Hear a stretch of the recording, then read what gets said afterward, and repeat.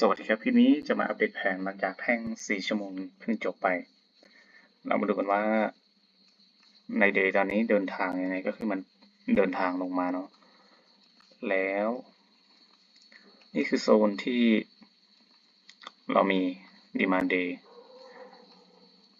แล้วการเดินทางเรามองว่าเป็น A B C ลงมาแบบนี้ทีนี้เนี่ยแท่งที่มีแรงซื้อขึ้นไปเด้งจากโซนก็จะเป็นแท่งนี้เลยที่เป็นแค่ตัวไม่มีผลงานเนาะ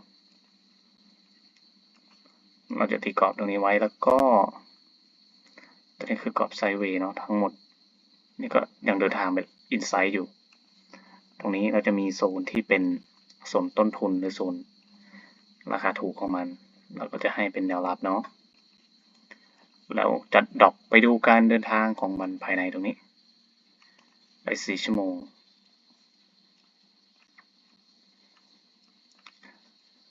ตรงนี้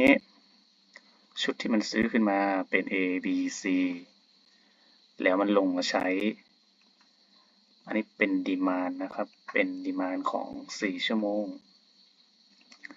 อันนี้คือดีมานด์ที่ยังเหลืออยู่การขายของมันก็คือขายเป็น A B C ลงมาเนาะแล้วก็ตรงนี้ซื้อกลับเป็น A B C เหมือนกันแล้วชุดที่มันขายลงมาตรงนี้ผมก็มองว่าเป็นการขายที่ชนะขา B ของฝั่งตรงข้ามเนาะผมให้เป็น A และกำลังเดินทางมา B และผมมองว่ามีโอกาสที่จะลงมา C ได้อีกก็คือลงมาหาโซนที่เป็น demand 4ชั่วโมงของเราแล้วก็แนวรับเนาะเราจะมีโซนรองรับอยู่ทีนี้เรามาดูกันก่อนว่าการเดินทางก่อนหน้าเนี่ยลงมาก็คือ1 2 3 4แท่งเนี่ยก็คือบ่งบอกว่าแรงขายยังมีอยู่แล้วแท่งที่จบไปเมื่อกี้ก็คือแท่งนี้ซึ่งก่อนหน้านั้นแท่งนี้ขายเนาะเป็นตัวอันนี้ก็เป็นอินไซด์เป็นแท่งเบรกส่วนแท่งนี้เนี่ยเป็นตมรวมเทา4ชั่วโมงเมื่อเราได้รวมเทาตรงนี้เนี่ยชุดนี้ก็เป็นชุดเบรกเราจะให้เป็นแนวต้านเนาะเนื่องจากว่าแท่งนี้ไม่มีคอนเฟิร์มถ้ามีคอนเฟิร์มเราจะให้เป็นซัพพลายได้ตรงนี้มีการซื้อกลับขึ้นไปเราได้เป็นรวมเทา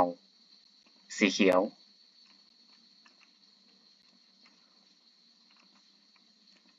ตีกรอบบนล่างไปไว้การซื้อกลับขึ้นไปเนี่ยมันมาเด้งจากอะไร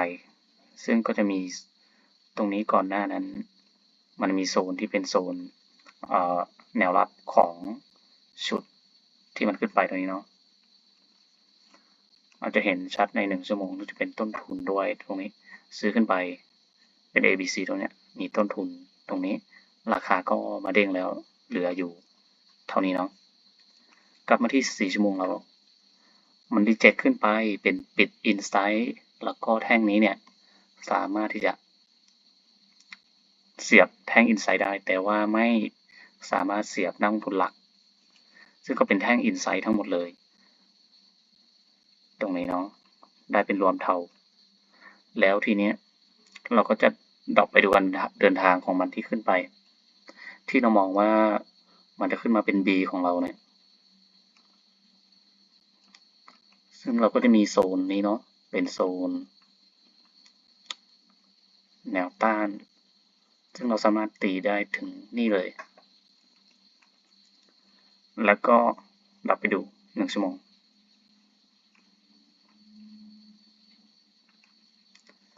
1ชั่วโมงเห็นว่าแท่งที่มันรีเจ็คเนี่ยคือเป็นแท่งนี้เลยขึ้นมาเป็น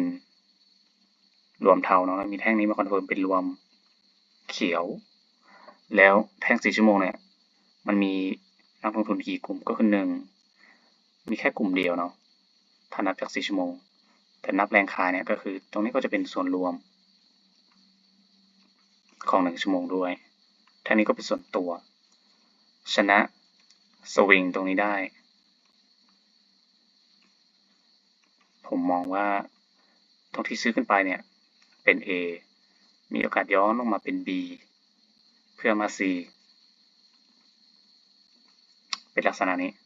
แล้วตรงนี้เรามีโซนอะไรบ้างตรงนี้เรามีโซนที่เป็น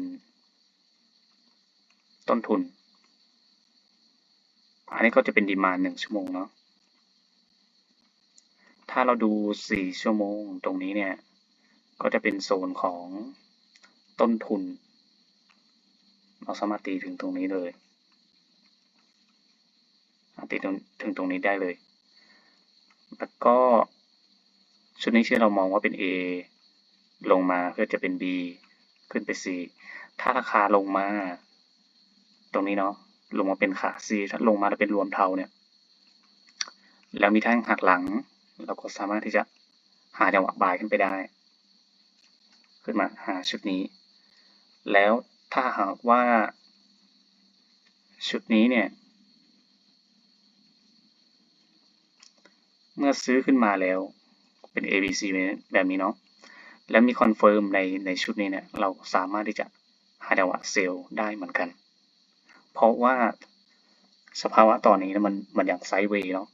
ดังนั้นเนี่ยเราหาจังหวะที่จะ buy และเซลล์ได้โดยการที่ buy เซลล์ในจุดที่เป็นแนวรับแนวต้านเนาะอันนี้ก็จะเป็นภาพที่เรามองของวันนี้ก็คือรอมันเข้าโซนแล้วเกิดการ action zone แล้วเราจะ buy ตามตรงนี้เนาะแล้วก็ถ้ามันขึ้นมาถ้าเรามองว่าเป็น B มา C รอให้ C จบเกิดมีแรงขายเกิดมีการหักหลังแล้วค่อยหาจังหวะที่จะคอนเฟิร์มเซลล์ลงมาเนาะภาพรวมก็มีเท่านี้ครับที่ผมมองว่าลงมาทั้งหมดเนี่ยมันสามารถ